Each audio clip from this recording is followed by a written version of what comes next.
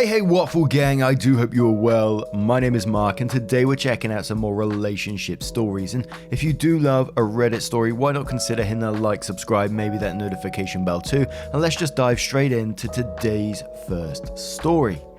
And today's first story asks, am I the arsehole for telling my wife her parents are not allowed to ever watch our son again? And it does come with an update. My wife and I have a 2-year-old son and have been married for 4 years. Our anniversary was a month ago when we found a nice secluded cabin on Airbnb and rented it out for a long weekend getaway. My wife asked her parents if they'd be willing to watch our son, and they agreed as long as we dropped him off at their house. That worked for us since it was on our way anyway. I was raised Lutheran and my wife was raised Catholic, but neither of us currently go to church and have not had our son baptized. My mother-in-law knows this and hates it. She thinks our son needs to be baptized or he will burn in hell. She's that kind of Catholic. So we go on our trip and we pick our son up and ask how the weekend went. Mother-in-law says everything went fine and that she has saved my son's soul from the devil. I asked her what she meant and she says she had our son baptized that morning at her church. I tried my best to keep my cool so I didn't scream at mother-in-law in front of my son, but I pretty much grabbed my son and left. On the car ride home, I was fuming and told my wife as calmly as I could that this would be the last time her parents have our son unsupervised. She tried to downplay what her mum had done, but I told her we need to wait until we get home to talk about it because I'm not fighting in front of my kid. When we got home and had a chance to talk about it, things got heated. I told my wife I no longer trust her parents with our son and that if they did something like this behind our backs, I can't trust them to respect our wishes as parents in the future. I said this was a huge breach of trust and I will forever look at her mum differently. She continued to try and defend her mum, saying she was only doing what she thought was best for her grandson.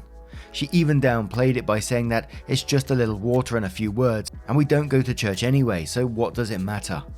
I told her that under no circumstances will I allow her parents to watch our son by themselves again. I said that we can still let them see their grandson, but only if we are present. I also said that if she doesn't see what the big deal is with the situation, that maybe we aren't on the same page as parents and maybe we need to see a counsellor. She started crying and said that this isn't the kind of decision I can make on my own, and I'm the arsehole for trying to tell her what kind of relationship her parents can have with our son. I told her that I no longer have any trust or respect for her parents and that I don't know if there's anything they can do to repair that. I told her I don't care that if it makes me an arsehole, but what her parents did was unforgivable in my eyes and they put themselves in the position to lose privileges with our son.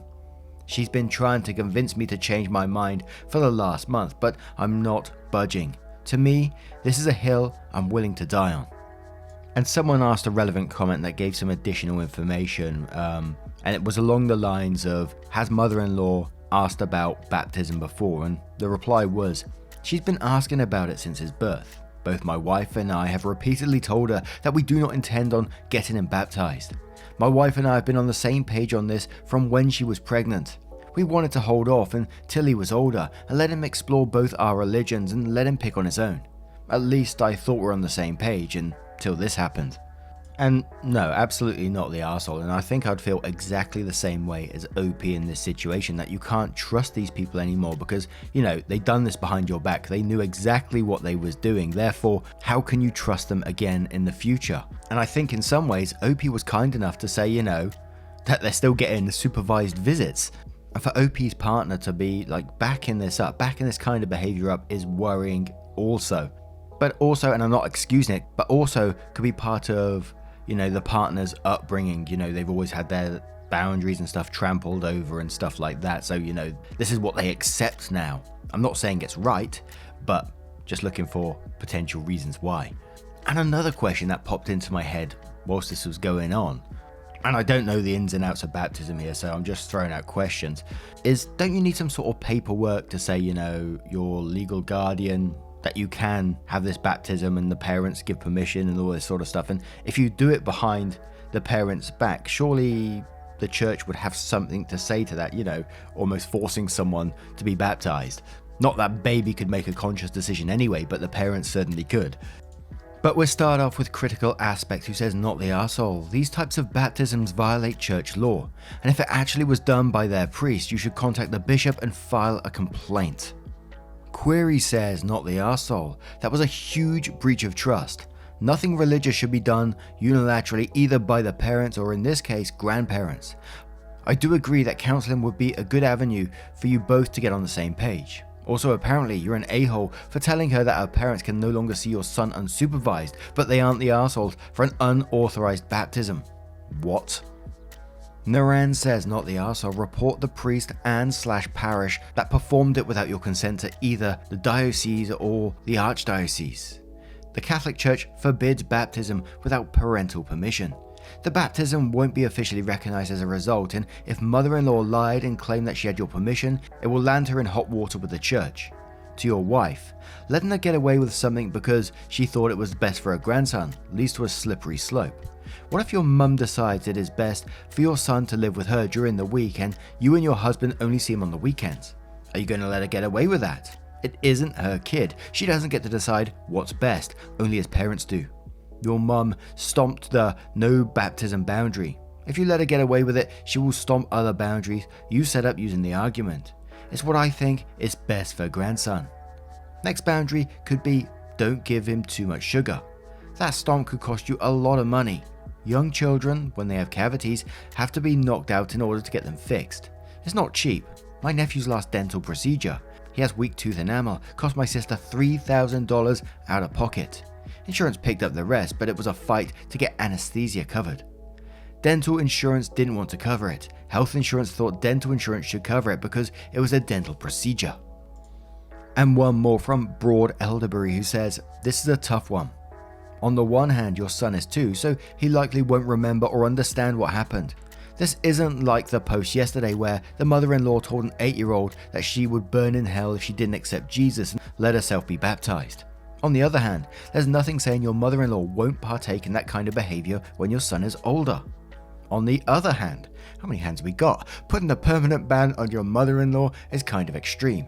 It would be better to put her in a timeout and give her the opportunity to change her behavior. That's your wife's mother. You put her in an awkward position by making absolute proclamations like this. I think not the arsehole for being upset, and not the arsehole for not trusting your in-laws, but I think before you make any never ever proclamations, you need to explain to your mother-in-law that what she did wasn't okay, and that you're reconsidering how much you trust her with your son. Definitely also hit up the counseling. Your wife needs to understand that this is a 10 out of 10 on the importance scale for you, and that kind of trumps it only being a 3 out of 10 on the importance scale for her.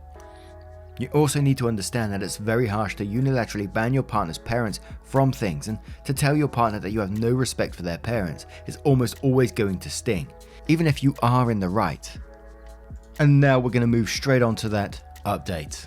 First off, I want to thank everyone who sent me supportive messages and advice. I never expected my post to get so much attention.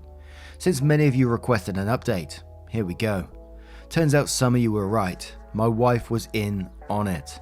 I confronted her a couple of days after I posted and directly asked her if she knew that her parents planned this. She broke down and confessed everything to me. Mother-in-law had been pestering her about baptizing our son non-stop, and my wife finally caved. My wife has been working from home during COVID while my job requires me to go into the office. My wife and mother-in-law started doing Zoom meetings with mother-in-law's priest to start the baptism process. They lied to the priest and told him that I was okay with baptizing our son, but didn't want to be involved. The priest allowed it, and they started doing online baptism classes while I was at work. My wife admitted that she planned it around our anniversary getaway, and that mother-in-law had somehow convinced the priest that her and father-in-law would be the only ones in attendance. My wife told me that I wasn't supposed to find out, but mother-in-law couldn't keep her mouth shut for even one day about it. Their intention was to keep this from me permanently. I did contact the church to let them know the truth. I talked with the priest and he was surprisingly helpful. He said he would take the proper step to make sure mother-in-law is no longer welcome in their church and to reach out to the local parish to see what further steps need to be taken. I've yet to hear back from them on that.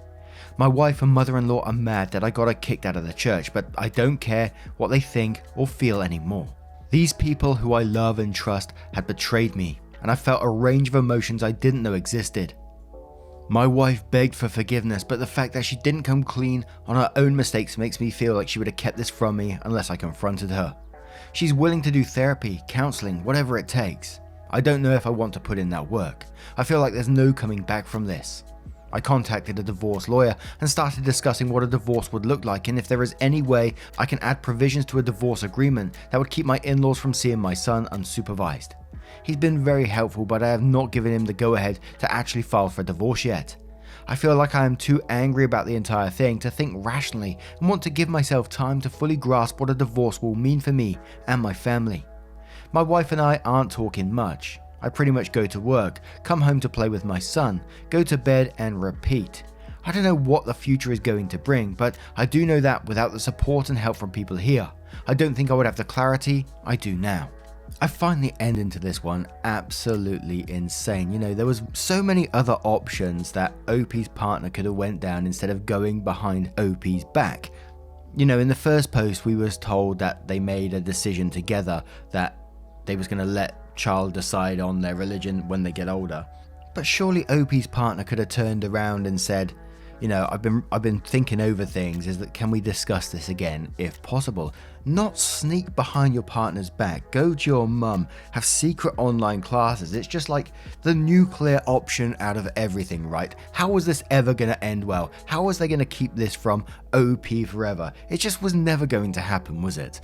Especially when you got mother-in-law like that. And again, I'm not defending OP's partner at all, but maybe it is further about manipulation from mother-in-law. Maybe, you know, she is that much of a toxic person. Well, she clearly is anyway, but she's manipulated this whole situation to benefit her from the start. And again, as I said, I'm not defending OP's partner. She's totally in the wrong, but just trying to get some sense out of it. Now, I'm going to turn this one to you guys. What do you guys make of this situation? What would you do if you was OP?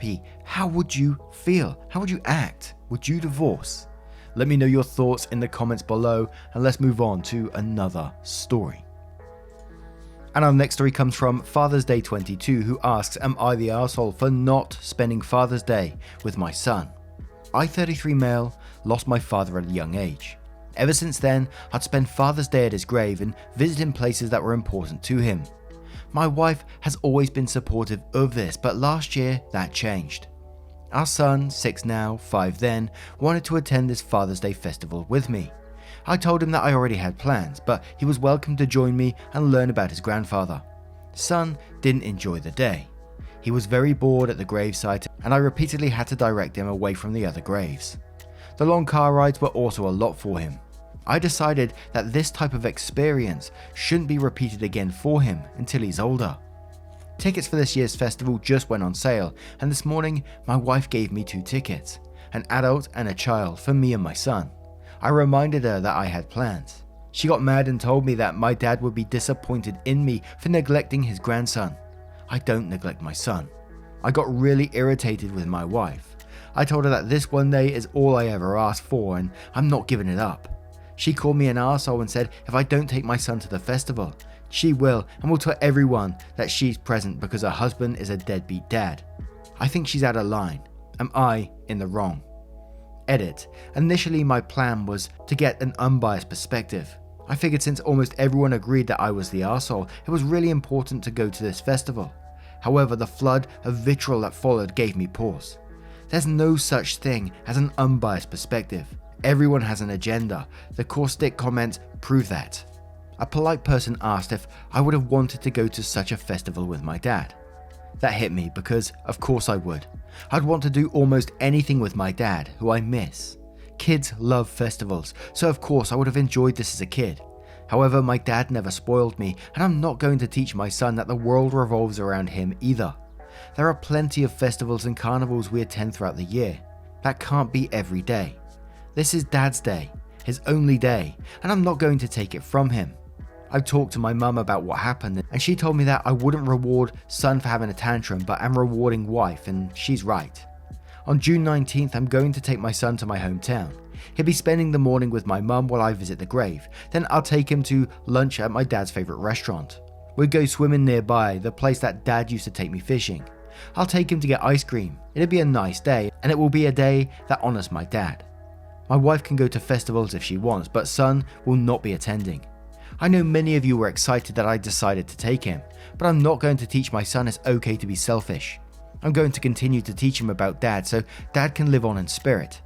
I make my son the focus almost every holiday, but this is Dad's day. That's an important lesson for him to learn. Sometimes it's not about us, sometimes it's about others. And we're going to start straight away with Naked Snake B, who says calling your own son selfish by saying that Father's Day is about my dad is the most selfish thing I've ever heard on the sub for a while. RB1327 says everyone sucks here. Your wife was needlessly cruel in calling you a deadbeat dad over the situation. It's not like you're skipping Father's Day festival so you can go to a casino or something frivolous. That being said, the compromise one of you should have to immediately come to is what everyone on this thread has said. Move your memorial event for your own father to his birthday or another day and start celebrating Father's Day, making memories with your son. Penguin says your wife is a major asshole for saying you're a deadbeat dad when you claim you are very much present. You, on the other hand, are a slight asshole. Instead of Father's Day being the day you remember your father, you can instead spend it with your son who really wants to spend time with you on that day, and you can then set aside your dad's birthday as the special day you go and remember him. That way, everyone is happy. The Shadow of Yore says, think of it this way. If your father was alive, would you want to spend Father's Day at a festival with him or at your grandfather's grave? Your father is gone, but your son's father is not. Appreciate what time you have with your son because you do not know how long you have with him. Opie replied to that saying, this has hit me more than any other comment. Yeah, I would really have liked to have gone to this festival with my dad. It hadn't started yet back then, but if it had, he would have taken me. Thank you for asking this question, it definitely shifted my perspective. And one more from Miyuki M, who says you were deprived of far too many Father's Day celebrations with your dad and now you're depriving your son of them too. Your grief is understandable and it sounds like you've established a tradition that brings you some measure of comfort. However, it's time to start focusing on the relationship in front of you rather than the ones in the past.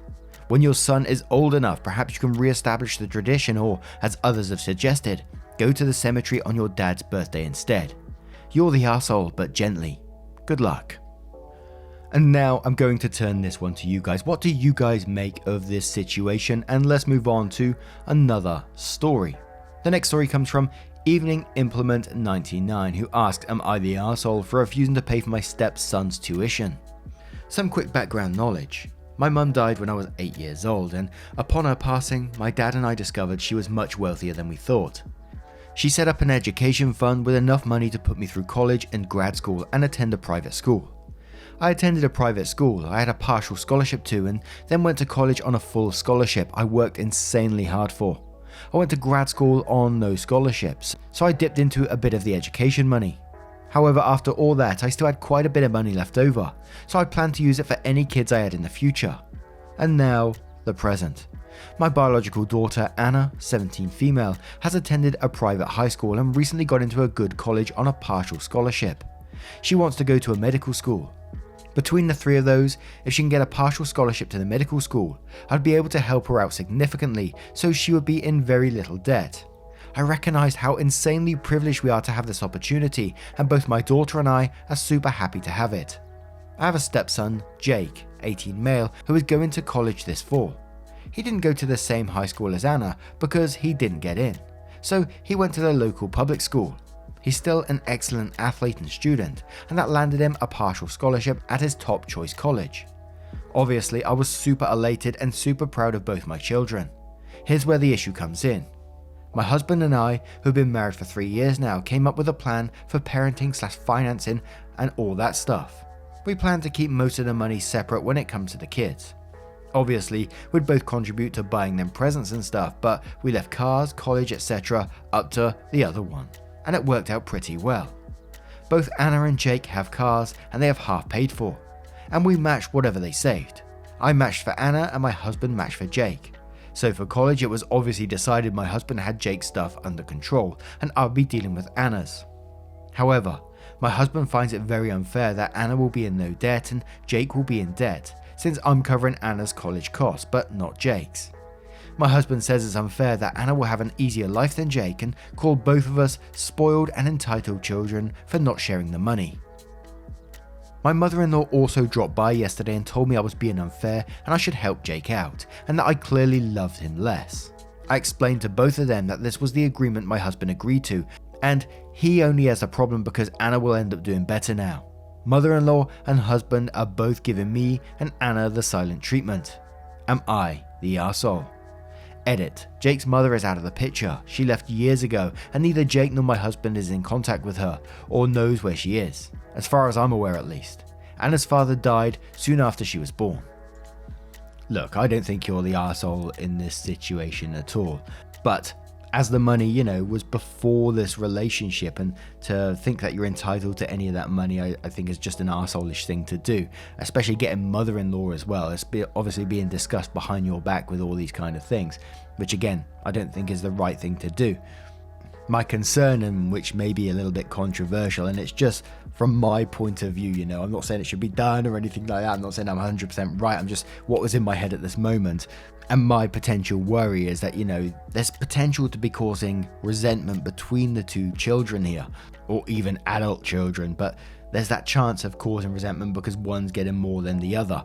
And I know it's part of an agreement, but this was a parent's agreement. This is not something that the children have agreed to or anything like that, so there is the chance that it may cause resentment, and that would be my only worry in this situation. But absolutely, the entitlement bothers me. It would wind me up as well if someone came up to me thinking, they're entitled to money that, was pre them anyway. But SSJ says, not the arsehole. Each agree to take care of your own children. How is it suddenly unfair? Your hubby is the arsehole, and if Granny wants to join in, tell her to crack open her purse and chip in since she's so insulted. Absolutely. Kim Bappy says, not the arsehole. The two of you had an agreement which had no problem until now. What does Jake think about this situation? It sounds like your husband is just unhappy that his biological son isn't doing well as your biological daughter. OP replied to that saying, I think Jake wishes he had the money, but he's not blowing it out of proportion and is currently asking his grandmother and dad to drop it. He's been very nice to both Anna and I. It's his father who is dragging this out.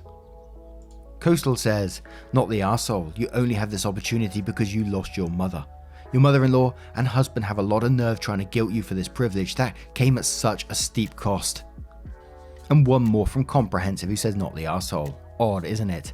How they are fine with keeping finances separate until they have to pony up to prevent your stepson from massive student debt. Husband can dig into his retirement funds if he so wishes, or mother-in-law can cash out life insurance or some such. Fair doesn't exist with assets prior to marriage, especially when the decision was made to keep finances separate. Now, I'm going to turn this one to you guys. What do you guys make of this situation? How would you deal with it? Let me know your thoughts in the comments below. And just a huge thank you for spending 20 to 30 minutes with me today, getting involved in the stories, your love, support and time, your love on Twitter, show me the pictures of everything you've been getting up to whilst listening. Absolutely love it. And hopefully I will see you in the next one. Take care, guys. Much love. Wake up, get up, stretch my legs, eat some breakfast, milk and eggs, brush my teeth up, wash my face, throw my clothes on, start my day. Wake up, I can smell the smoke from the bacon. Let's go, see the sun shining from the windows. Okay, I know that today